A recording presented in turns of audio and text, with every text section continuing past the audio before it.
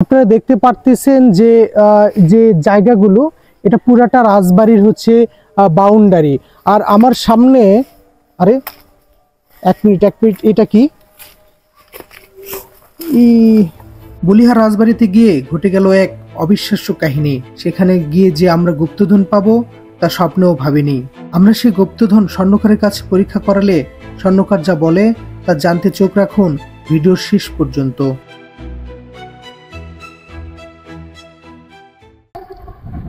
নওগাঁর ছোট এই যমুনা নদীর তীর থেকে সবাইকে স্বাগত। আমি জিহানুর জেঠু। আজকে আমাদের গন্তব্য স্থান নওগাঁর বলিহার রাজবাড়ি। নওগাঁর এই বলিহার রাজবাড়িটি ঠিক নওগাঁ শহর থেকে 18 কিলোমিটার পশ্চিমে অবস্থিত। আজকে আমি এবং আমার বন্ধু চয়ন একসঙ্গে এসেছি। আমরা এই নওগাঁ শহরের এই বলিহার রাজবাড়িটি আপনাদেরকে ঘুরে ঘুরে দেখাবো এবং ইতিহাস জানানোর চেষ্টা করব। ঘড়িতে বাজে 2টা 6। আমাদের লাঞ্চ করার সময় হয়ে গেছে, এজন্য আমাদের যাত্রা বিরতি। আমরা থেমেছি নওগাঁ শহরের ঐতিহ্যবাহী যে নজিপুর যে হোটেল আছে এখানে। আমরা লাঞ্চ এখন শেষে এরপরে বাকি ব্লগটা করব। তবে এখানকার যে খাবারটা মানে একটা দারুণ সুস্বাদু। দুপুরের লাঞ্চ শেষে আমরা অবশেষে পৌঁছে গেছি আমাদের কাঙ্ক্ষিত সেই বলিহার রাজবাড়িতে। আমরা এই বলিহার রাজবাড়ির ইতিহাস এবং এখানকার সম্পূর্ণ সবকিছুই আপনাদের ঘুরে ঘুরে দেখানোর চেষ্টা করব। বলিহার রাজবাড়ির প্রধান ফটক দিয়ে ঢুকতেই চোখে পড়বে বলিহার রাজার নির্মিত রাজেশ্বরী দেবীর মন্দির। আমার পেছনে যে নতুন সংস্কারের যে মন্দিরটি, এটা হচ্ছে কালী মন্দির। এবং আমি যদি আপনাদের দেখাই, এই যে এই পাশে এটা হচ্ছে শিব মন্দির, আবার আমার এই পাশে দুই পাশে হচ্ছে শিব মন্দির, আর মাঝখানে হচ্ছে দুর্গা মন্দির। দুর্গা মন্দিরে প্রবেশের অনুমতি না থাকায় আমরা এই দুর্গা মন্দিরটি আপনাদেরকে দেখাতে পারলাম না। এই মন্দিরের পাশে যে রাজবাড়িটি রয়েছে সেই রাজবাড়িটি আপনাদেরকে এখন দেখাবো। চলুন আমরা ঘুরে আসি মন্দিরের পাশে যে রাজবাড়ি, এই রাজবাড়ি থেকে। বন্ধুরা, এবার বলিহার রাজবাড়ির ইতিহাস আপনাদের সংক্ষিপ্ত জানিয়ে দেই। বলিহার জমিদার রাজশাহী বিভাগের নওগাঁ জেলার অন্যতম প্রভাবশালী জমিদার ছিলেন। এই রাজবাড়িটি প্রতিষ্ঠা করেছিলেন নৃসিংহ চক্রবর্তী।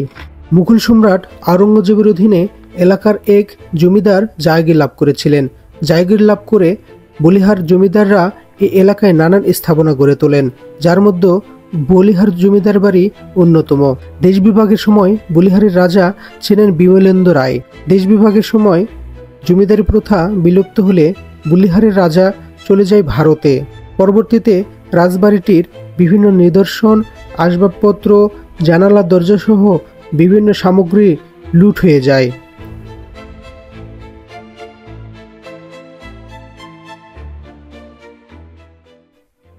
আমরা ইতিমধ্যে বলিহার রাজবাড়ির মেইন ফটক দিয়ে প্রবেশ করলাম। এখন আমরা পুরো ভিডিওতে এই বলিহার রাজবাড়ি সম্পর্কে এক্সপ্লোর করব, সাথেই থাকবেন।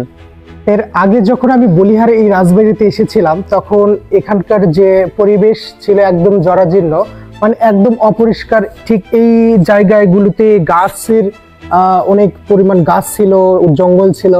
এখন একদম এসে খুব মুগ্ধ হয়ে গেলাম। এই পরিবেশ একদম পরিষ্কার পরিবেশ, চারদিকে সবকিছু মানে পরিষ্কার করা হয়েছে, নতুনভাবে সংরক্ষণ করা হচ্ছে। এটা দেখে আমার সত্যি অনেক ভালো লাগার বিষয় একটা। এবার চলুন আমরা উপরের দিকে যাই। উপরে সিঁড়ি দিয়ে হাঁটতেছি। বাহ, একদম পেঁচানো সিঁড়ি এটা। হ্যাঁ, আর সেই সময় তো হচ্ছে মাটি আর হচ্ছে লাল বালু মিক্সড করে এই। ও মাই গড, মানে একদম বিপজ্জনক এই জায়গাটা, একদম বিপজ্জনক। মানে একটা ভয়ের বিষয় যে যদি একটু ভুল হয় যে একদম ধসে নিচে পড়ে যাব। মন করলে এখানে একটা অনেক বড় ক্ষতি হয়ে যাওয়ার সম্ভাবনা। এটা সরকারের উচিত মানে এটা সংস্কার করা। একটু দেখো যে একটু যদি এই যে এখানে একখানে দেখো যে ফেটে গেছে, এই যে সামনে দেখো এই যে সিঁড়িটা, এই যে সিঁড়ি একদম এইদিকে দেখো সিঁড়ি একদম ভেঙে চুরমার হয়ে গেছে, একদম ভেঙে তখন কি হয়ে যেতে পারে তাই না? পর্যটকরা আসে, হ্যাঁ হ্যাঁ, এটা সরকারের উচিত জিনিসটা ঠিকঠাক করা। তবু যেটা দেখছি আমি হচ্ছে এর আগেও তো এখানে আসছি, বুঝছো চয়ন? আস্তে আস্তে পার হও, আসো দেখা যাক, ভয় কি করতে হবে যে দেখি। এর আগে আমি এখানে আসছি, এসে হচ্ছে যেটা দেখতে পাচ্ছি সেটা হচ্ছে এখানে খুব ময়লা আবর্জনা ছিল, এই যে ঠিক এই যে এই মাঝখানটায় তোমার হচ্ছে এই যে ঠিক এই জায়গায় একদম গাছ গাছালি মানে একদম বড় হয়ে গেছিল, একদম অন্যরকম একটা পরিবেশ ছিল। কিন্তু এখন এসে দেখতেছি যে আসলে এটা মানে খুব ভালো লাগার বিষয় যে আস্তে আস্তে হচ্ছে উন্নতি হচ্ছে, এটা সংস্কার করা হোক, এটা আমাদের দাবি, সকলের দাবি, নাকি বলো? হ্যাঁ হ্যাঁ। এই যে এই রুমটা দেখতে পাচ্ছেন, এটা হচ্ছে সেই সময় বৈঠকখানা ছিল, এখানে রাজা মহারাজারা এসে সবাই বৈঠক করতেন এই রুমটাতে। এবার চলুন রাজবাড়িটির পিছনের দিকে যাওয়া যাক। আমরা বর্তমান আছি রাজবাড়ির ঠিক পিছন সাইডে। এই যে আপনারা দেখতে পারতেছেন যে যে জায়গাগুলো, এটা পুরাটা রাজবাড়ির হচ্ছে বাউন্ডারি। আর আমার সামনে, আরে এক মিনিট এটা কি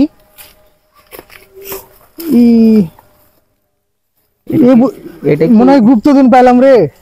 এটা কি পুরাতন আমলকারের সেই গুপ্তধনকে এখানে লুকায়িত করে? দেখি এটা স্বর্ণের হতে পারে মনে হয়, দেখি এটা মনে হয়, আমার মনে হচ্ছে এটা স্বর্ণের, অনেক পুরাতন দেখে মনে হচ্ছে, অনেক পুরাতন। এই তো পুরাতন। আর দেখি এটা হচ্ছে, দেখি সাইজটা দেখি, এটা বাঁকা মনে করে, এই যে দেখো একটা মানে এটা পুরাটা হচ্ছে মানে রাউন্ড শেপের না, দেখে অনেকটা আধুনিকও মনে হচ্ছে, কিন্তু এটা আসলে হচ্ছে দেখা যাক এটা কি হয়। এটা মনে হয়, এটা তো আমরা যাচাই করতে পারতেছি না। আমরা যে গুপ্তধনটা পেয়েছি এটা আসলে স্বর্ণের কিনা এটা পরীক্ষা করার জন্য আমরা এসেছি হচ্ছে একটা স্বর্ণের দোকানে। তো এখানে আমরা পরীক্ষা করাইলাম বিভিন্ন ভাবে। তো ইনি হচ্ছে স্বর্ণকার আঙ্কেল, হচ্ছে এটা কি স্বর্ণের? না, এটা আসলে স্বর্ণের না। আচ্ছা, এটা এমনি মানে স্বর্ণের মতো এই কাজ করা, স্বর্ণের দিয়ে কাজ করানো হচ্ছে। আচ্ছা, স্বর্ণ না এটা। এটা মানে পুরোপুরি অ্যান্টিক বলা যায়। আচ্ছা আচ্ছা। আর এটা জিনিসটা হচ্ছে কি মানে হচ্ছে মানে পুরাতন কি অনেক আগের এরকম বোঝা যাচ্ছে? এটা আগের না, জিনিসটা এটা মোচড়া হয়ে আছে, কিন্তু আসলে এটা পুরোটা আসলে স্বর্ণের না। আচ্ছা, এটা অ্যান্টিক বলে। এটা আপনি এটা হচ্ছে কত বছর আগে তৈরি করা বা এরকম? এখন অনুমান হতে করা যাবে না, তাও 8-10 বছর নিম্ন হলেও। 8-10 বছর আগে নিম্ন হলো 8-10। হ্যাঁ, এটা একটা অ্যান্টিক। আর এগুলো কাজ দেখে মনে হচ্ছে যে আপনি যেটা বললেন সেটা হচ্ছে কাজ কারিগররা করতে পারে, এটা তামা পিতলের পরে এই কাজগুলো হয়। আচ্ছা আচ্ছা আচ্ছা। স্বর্ণের কাজগুলো একদম তো আধুনিক, এটা হচ্ছে অনেক আগের হইলে অনেক দেখা যাচ্ছে রাউন্ড শেপের হইতো, মানে এটা আগে নকশা হতো না। তো বিকল্প কিছু তৈরি হয় আমাদের দেশে, যেরকম ইন্ডিয়ার থেকে কিছু আসে আমাদের দেশে, আমাদের দেশেরই বিকল্প থাকে। আচ্ছা আচ্ছা, ঠিক আছে। পিতলে বলে, ব্রোঞ্জ বলে, কেউ ব্রোঞ্জের উপর বানা দিয়ে গানা দিয়ে দেয়, সেই রকমই কোয়ালিটিরই মাল আর এই, বুঝতে আসলে এটা স্বর্ণ না। আচ্ছা, এটা মূলত কথা। তাহলে এইটি হয়তো বা কেউ সেখানে রেখেও যেতে পারে বা মজা করে অনেক সময় সেই জায়গায় রেখে আসতে পারে। আমরা এটা পাইছি, এটা আসলে মূলত স্বর্ণের না। যদিও কেউ পরীক্ষা করতে চায় বা দেখতে চায় তাহলে আমার সঙ্গে যোগাযোগ করতে পারে।